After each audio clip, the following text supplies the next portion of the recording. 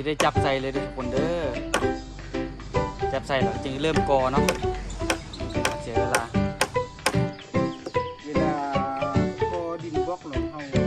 พอดินบล็อกเตียงนี้ลุกในนี้ทางนี้อยากสุขสมบัติเลยทุกคนมีไม้หลายเนาะได้อยู่เข้าทุกคนตัวนี้ยังใครทุกคนมันไม่ได้สูงหลายเนาะมันก็สูงหลายที่ไหนเอาทีง่ายนี่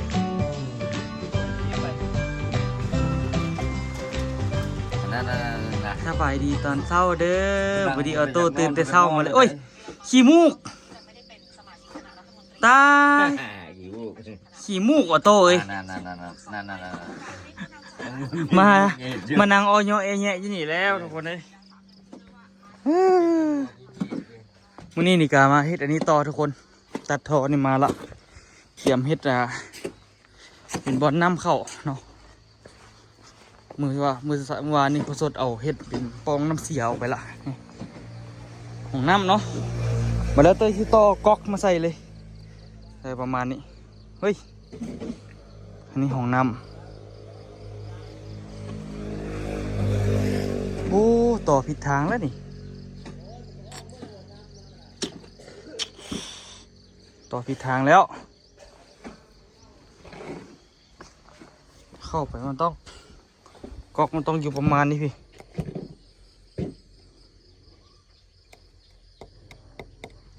พิษแล้วพ่อ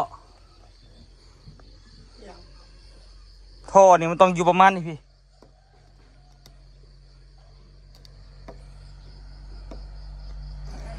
มานี่พี่ละมึงสีเหรอว่าถ้าไปตัดท่อมาลืมมาบริเหตุอยู่ฝั่งนั้นต้องได้เหตุอยู่ฝั่งนี้จึงสีเหรอสีเราปูดโป้กอตัวนี้ทุกคนมือนี่กอมัดนี่ เมื่อวานตัวคนนั้นบอกมาไว้ข้างๆคนด้วยจนมัดเลยว่าให้มันได้ยากเนาะบอกไกลสิเบิดละเดี๋ยวสิได้สั่งโทรสั่ง2 ปีไว้เพื่อหรือว่าเฮาตัวกระเพาะสดตั้งใจว่าสีกอจุดได้เทคานตัวนี้เนาะจุดได้เทคานพวกนี้ละเมิดแล้วกะจังซีขึ้นโค้งหลังคาก่อนขึ้นโค้งหลังคาใส่นั้นเรียบร้อยแล้วจึงเห็นแนวใหม่นะทุกคน ตอนนี้เสาก็เริ่มแข็งแห้งแล้วแหละมันโดนเติบละค่อนข้างว่าแข็งละ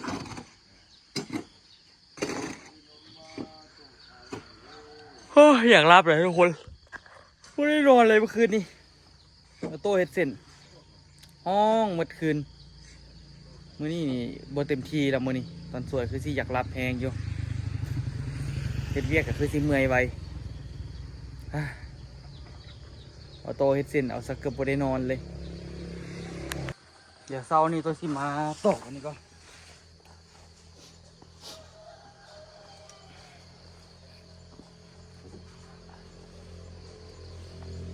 เช้าเส้น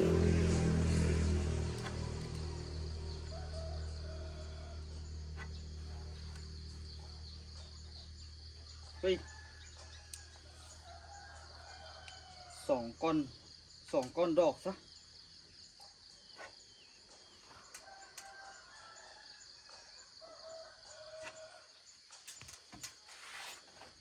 ตอกตะปูทุกคนตอกตะปูยึด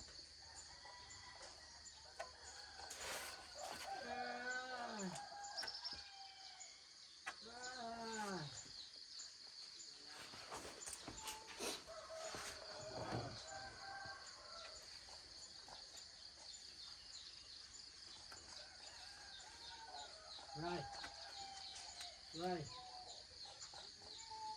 แม่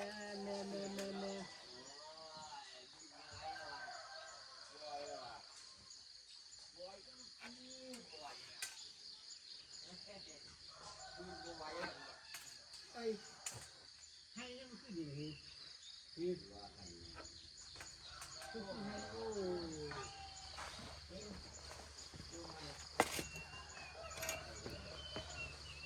รู้สึกว่าผิดพลาดจังหู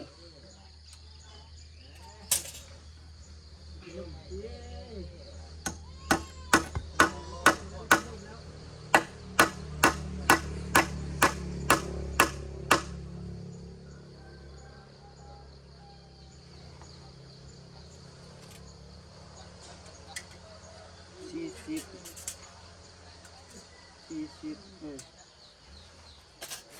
อยู่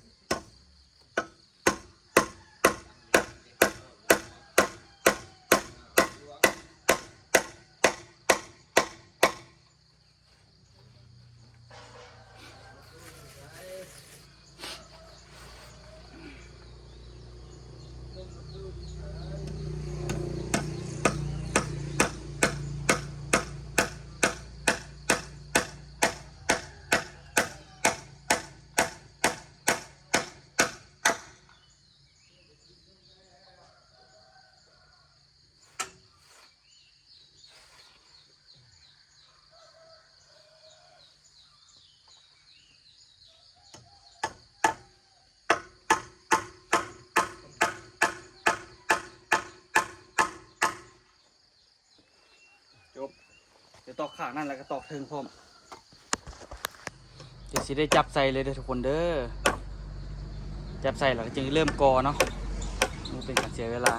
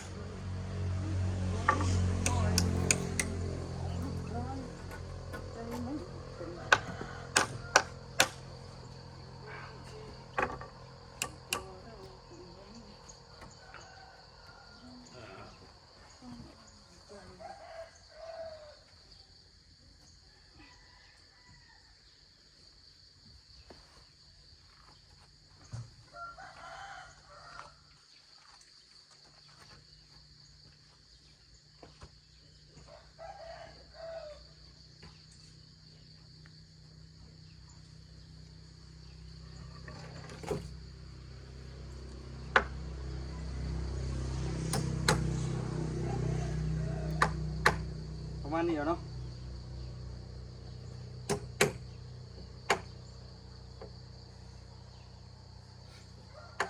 เดี๋ยวเอาแม่มาค้ำแล้วก็เอาบรรทัดมาแทกให้มันซื่อๆ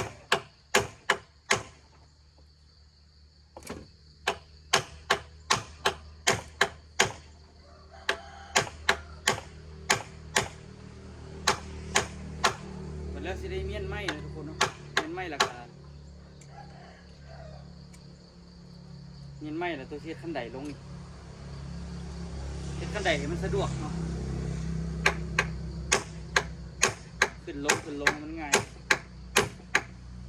ถ้าพอตอกให้มันแล้วกันเราจะมาค้ำ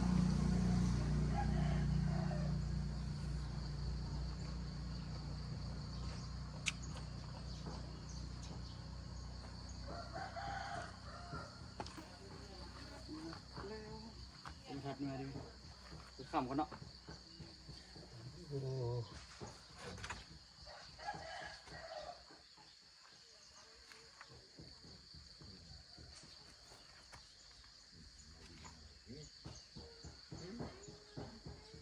ตัวนี้มันพอดีเพียกเลยเนาะเรื่องของกอเลยเนาะ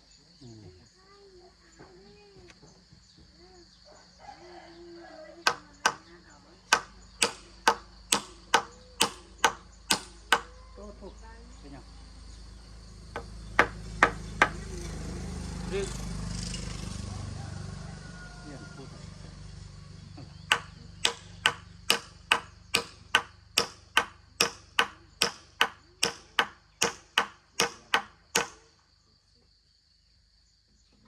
นั่นกึกเลย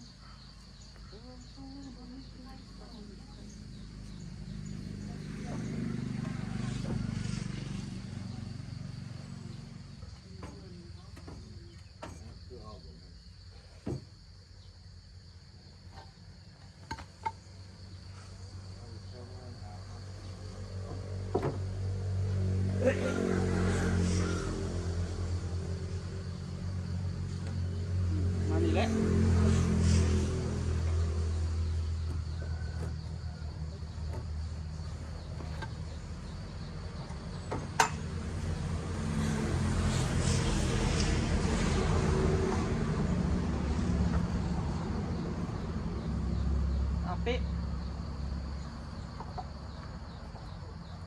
ตัวนี้บ่เป๊ะเท่า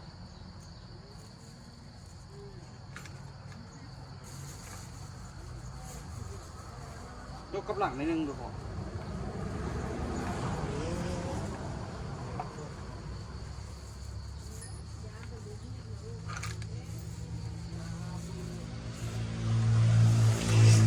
ตกไปเลยทุกคนนะแค่อย่างระดับแล้วเราก็จึงเริ่มเนาะ เวลาก่อดินบล็อกหรอเฮาจะบ่ก่อดินบล็อกเพียงเหลี่ยมนี้ต้องก่อลุดมานิดนึงเพื่อบาดโบกหรือให้มัน พอดี นะอันนี้มันพอดีหรือว่าให้มันอันนี้สวดออกนั้นนิดนึง ก็ได้คือกัน มันจะงาม โอเค ตอนนี้คือจับระดับเป็นอย่างเพียงแล้วเด้อทุกคนเนาะประตูทางออกมีเรียบร้อยแล้วเนาะเฮ็ดแต่ประตูทางออกอย่างเดียวปองเยี่ยมกับมีแต่ปองเยี่ยมของนอนอย่างเดียวเพราะว่ามันเป็นห้านนะบ่เป็นเฮือนเนาะใส่แต่ปองแสงแล้วก็ทางในก็ทางหน้าก็ใส่ประตูเรือนอย่างเดียว จบข่าวทางข้างบ่ต้องปองเยี่ยมบ่ต้องหยัง อันนี้เอาใหม่มาเฮ็ดอัน ครับ ใหม่ทำเดี๋ยวเราปะอันนี้คือ อ่ะทุกคนมีแต่ผสมปูนแล้วก็งัดเลยทุกคนแบบนี้นี่เนาะเริ่มเลยทางนี้อยากสมบุกสมบัติเลยทุกคน มันมีไม้หลายเนาะแต่ก็พอได้อยู่ หิวข้าวแล้วทุกคนเลย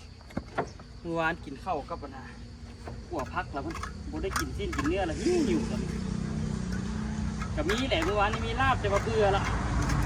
เข้ากับพักเมื่อวานนี้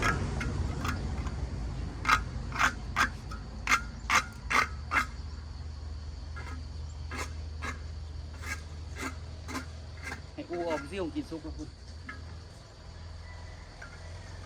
แซ่บๆเลยเด้อ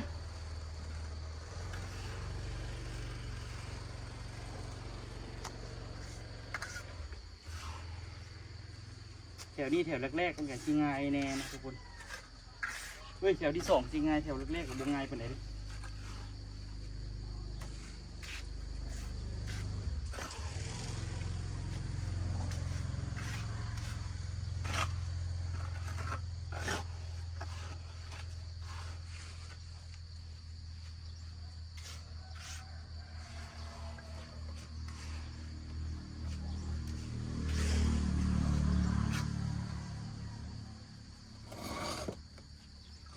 ใครได้เมื่อวานนี้ตัวแบบขนบล็อกมาไว้บนเลยซ่อนได้กลุ่มขนยากเติบอยู่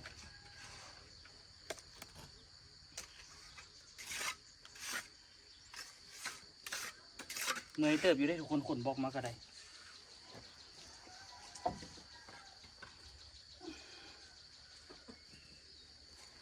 คือต่ำใช่ปะพออีฟอต่ำมันไม่พอ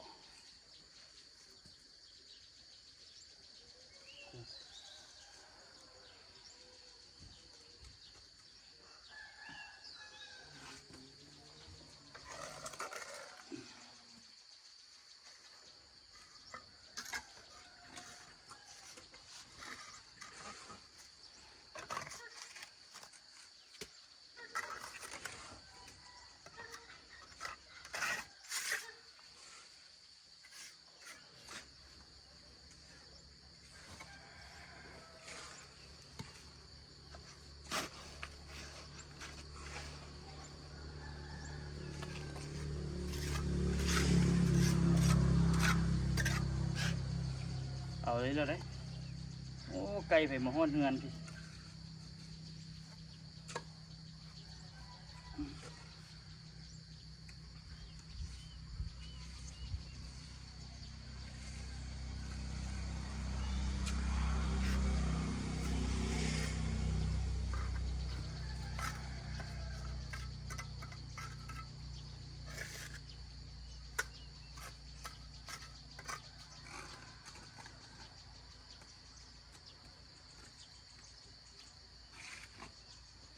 คือบัดต่ำบัดสูงอยู่วะเทียบไปก็ได้โอ้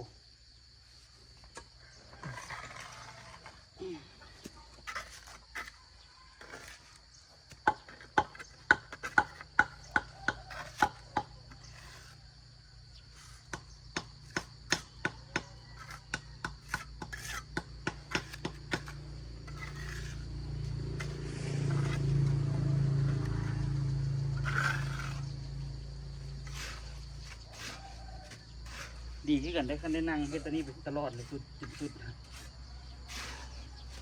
ดีคักเลย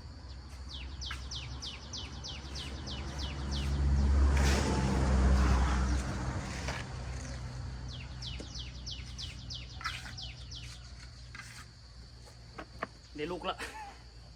หมดโกต้าละ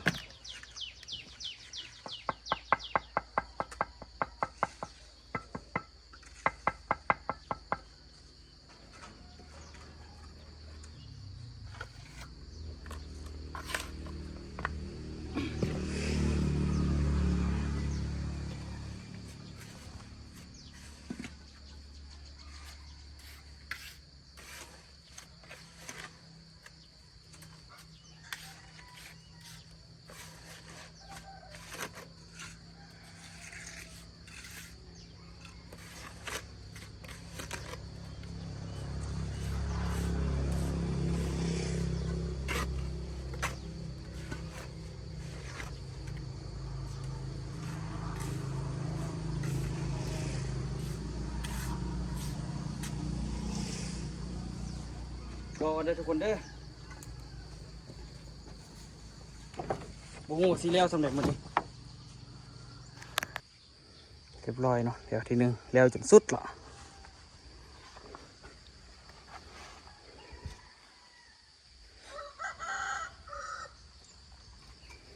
ตัวนี้ก็พอดีแล้วนี่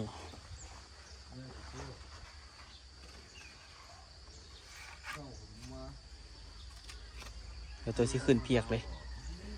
ขึ้นเพียกแต่ตัวใส่ได้ทุกคนเด้อบางคนว่าตัวบ่ใ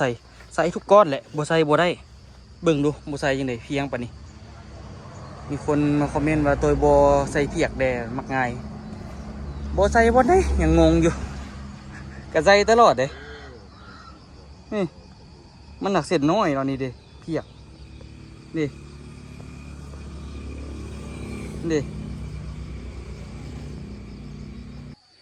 แจม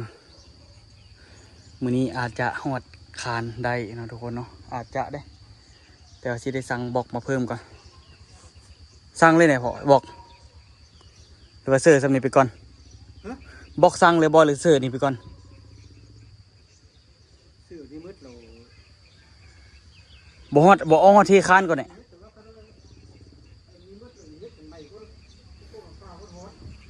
โอเคบ่ที่คานก่อนเนี่ยบ่เอาสำที่คานก่อนเนี่ยบ่สดไปเฮ็ดนี่แล้วเราสิขึ้นโค้งหลังคาก่อนว่าซั่นขึ้นก็ขึ้นไม่ก็เกียมละกินข้าวแล้วล่ะเด้อตอนนี้นี่กะเบิ่งทุกคนโอ้คักใส่ประตูใส่หยังละคือว่าเท่ปะนี่มันน่ะคักเจ้าก็อาณาจักรตัวย่อยแล้วมาแล้วนี่เอาไม้พวกนี้ออกเฮ็ดคันใดขึ้นนี่บันนี้ก็บ่ต้องยางอ้อมขึ้นนี่เลยได้ใส่ประมาณ 7-8 คันนี่แหละ8 คันพอดีขึ้นพักนี่ตอนนี้คือก็ไปได้3 ก้อนแล้วทุกคนเนาะ3 ก้อนหย่องเทิงนี่ได้บอกกะใกล้สิเบิดแล้วทุกคนนี่ใจแท้ก็อยากฮอดให้มันฮอดเทคานนี่ก่อนได้ฮอดจากเทคานนี่แล้วก็ใครได้ถ้าจังขึ้นก็คือได้บ่สั่งบอกมาซ้ำเทคานบอก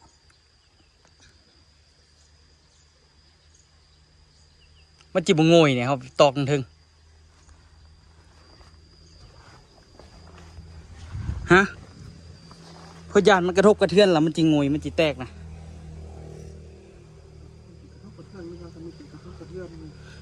กระเทือนมันน้ำเศร้านี่แหละตึงตังนะตกใหม่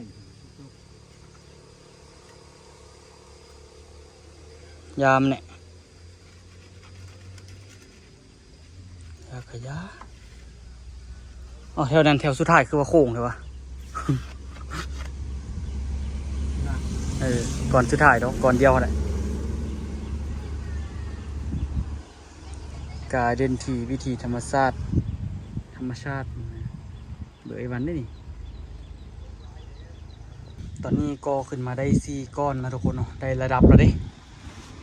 อันนี้บอกพอดีเบิดทุกคนเลยบอกเมดมีอยู่แจน2ก้อนวันที่ตัวเองผสมปูนตัวที่มาซ้ำตัวนี้ให้มันแล้วก่อนพอผสมบอกตัวนั้นเบิดปูนเขาพอดีเบิดเราเลยไปนอนพักผ่อนห้อนโพดเนาะผสมคือสิบไหวมือนี่คือสีทรงมือคือสิไม่เมื่อยเนาะตัวก็เลยแบบเก็บต่อเลยนี่ตัวที่ตัดเล็กหล่ำมัดตัวนี้4 หูครับ4 หูมัดเล็กเทคานเนาะเทคานใส่บานพงเยี่ยมทีละขึ้นมันก็ประมาณ60 เซนทุกคน40เทคานพอดีเป็น60พอดีเป็น60แล้วก็ใส่พงเยี่ยมแล้วก็พอดีเนาะทุกคนนี่ดอกเนาะไปจวดต่อทุกคนเดี๋ยวตัวตัดเล็กก่อนมัดเล็กคานเด้อทุกคนบัดนี้อันไหนก็ได้ระดับมันแล้วเนาะแต่ละมือแต่ละเบนลึกขนาดได้ทุกคนเห็นเรียก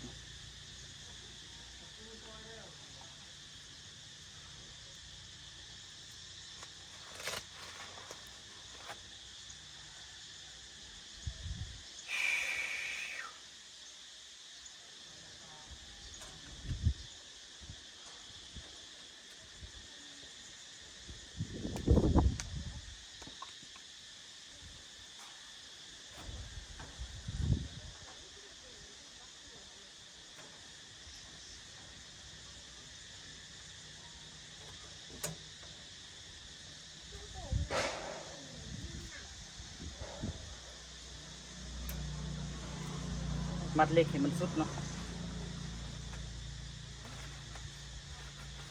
นี่เป็นจากนิ้วนี่ก็ทุกคนมัดเล็กก็ได้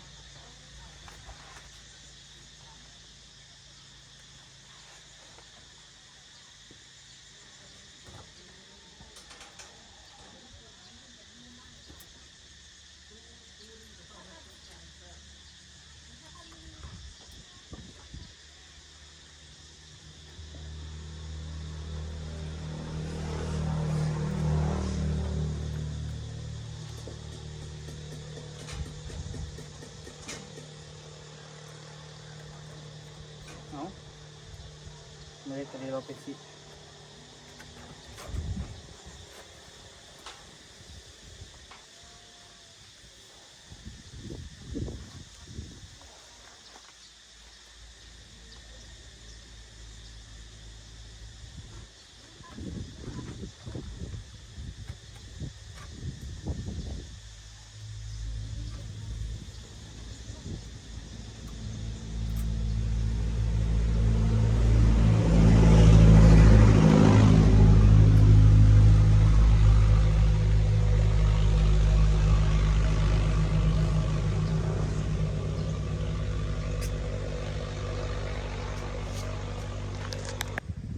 ผสมปูนนะทุกคนตัวนี้นี่ก็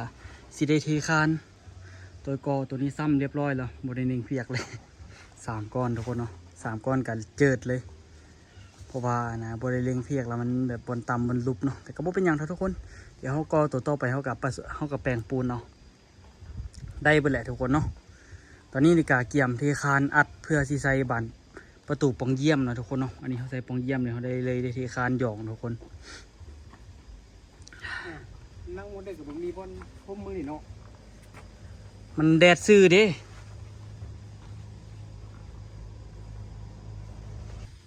เรียกมือสวยนี่คือสิจบกับการเทคานนะทุกคนเพราะว่านักหน่วงฮ้อนแดดฮ้อนให้ฮ้อนว่า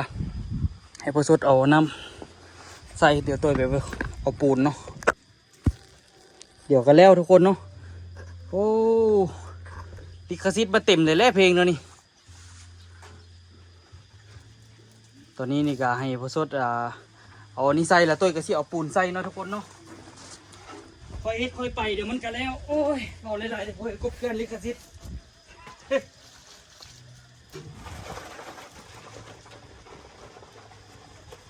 ตัวนี้ยังใครอยู่หรอทุกคนมันบ่ได้สูงหลายเนาะ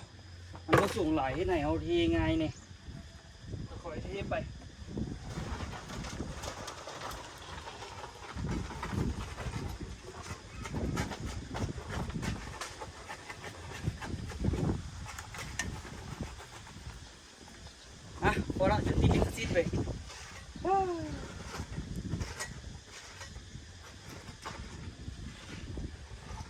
สียงดีเด้นี่ก็ได้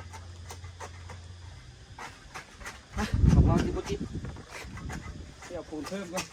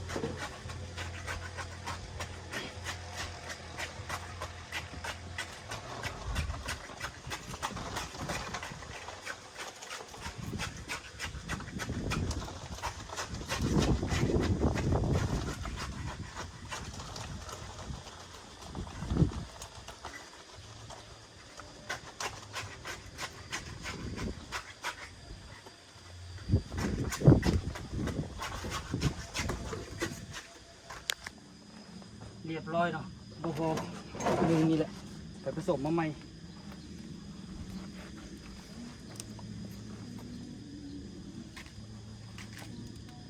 ผสมเนื้อเราเล็กน้อยมา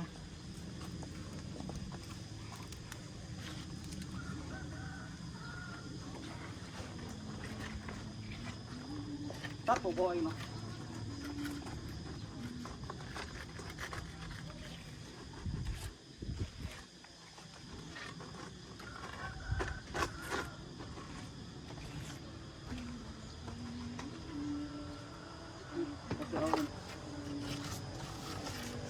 พอดีไปส่งมาใหม่คู่นึงกาว่าคิดว่าน่าจะพออยู่แต่ละมือแต่ละเว้นมื้อนี้นี่ก็เป็นมื้อหนึ่งที่ฮ้อนสมควรนะทุกคนขณะเป็นน้ำ2 มื้อก่อนฟ้าบดที่บอกมันก็เคยฮ้อนมาหลายมื้อแล้วแหละแต่ว่ามันลึ่งกับการฟ้าบดนะทุกคนเฮ็ดเวียกกับคักอันนี้ฟ้าแดดไปทุกคนนี่มันก็เลยแบบว่าจะจมๆนิดนึงใกล้สิแล้วละตัวนี้ก็ได้แล้วเราก็ก่อฝาห้องน้ำเนาะก่อฝาห้องน้ำใช้ประตูเข้าทางนี้เนาะประตูเข้าทางนี้เฮ็ดประตูไข่เข้าห้องน้ำอีกพื้นที่เขาก็จะมีบนวางตู้อยู่หันเนาะตัวที่เอาเข้าประตูเข้าทางนี้เอาทางนี้ใส่เป็นฝาไปเลยเพื่อให้มันสะดวกนะทุกคนเนาะให้มันสะดวกที่แบบว่าโอซีท่านขายเครื่องอยู่นี่นะแต่ตัวว่ามันยังอยากน้อยโพดเบื้องทรงมันคือสิบพอหรอกบางทีตัวคิดว่าอาจจะอยากให้อูยูล็อกเนี่ยใจแท้อยากให้อูยูล็อกนี้ยูล็อกนี่ล็อกเดียวเลยแล้วก็ขายเครื่องก็สร้าง2 ล็อกนี่อันนี้กับเพชรเป็นบอลไว้ปูนอย่างประมาณนี้ได้อยู่เนาะแต่อันนี้นี่ก็คือว่าแหละคันขายเครื่องก็สร้างอีหลีนี่บ่ได้พอได้บอลเมียนนี่นะเบิ่งคักละมันต้องเบิดนี่แหละมันจังสิพอนะคันที่แท้ๆนี่ตัวหู้เลยว่ามันบ่พอพื้นที่สำนึกตัวมาเบิ่งห้านคนอื่นแล้วที่แบบว่าเขาเจ้าเฮ็ดมาก่อนละมันก็ค่อนข้างว่าใช้พื้นที่หลายสมควรอยู่เนาะอยู่คุก็ยังมีอยู่เด้อพอเด้อไหนนึงถือว่าจบแล้วทุกคนเนาะบัดนี้เดี๋ยวตัวจะสิไปพักผ่อนแล้วทุกคนมื้อนี้นี่ก็เป็นมื้อที่แดดแห้มพุดเนาะมันร้อนเกินไปเดี๋ยวพักผ่อนละไม่ใครที่มาคลิปนี้ก็อย่าลืมฝากกดไลค์กดติดตามไปส่องตัวโยย2 รอบพะเลาะเด้อทุกคนเนาะเอาไว้เจอกันคลิปหน้าทุกคนที่คานแล้วเด้อก็นี่ไปก็ได้หลายเติบอยู่ทุกมื้อนี้นี่ก็ได้บล็อกมันเบิดแล้วทุกคนว่ากับพอสดว่าสิพากันขึ้นนะขึ้นโค้งทึงๆก่อนว่าซั่นไปจังสิสั่งบล็อกมาก่อเพื่อขึ้นอีกเนาะขึ้นโค้งหลังคาก่อนมันร้อน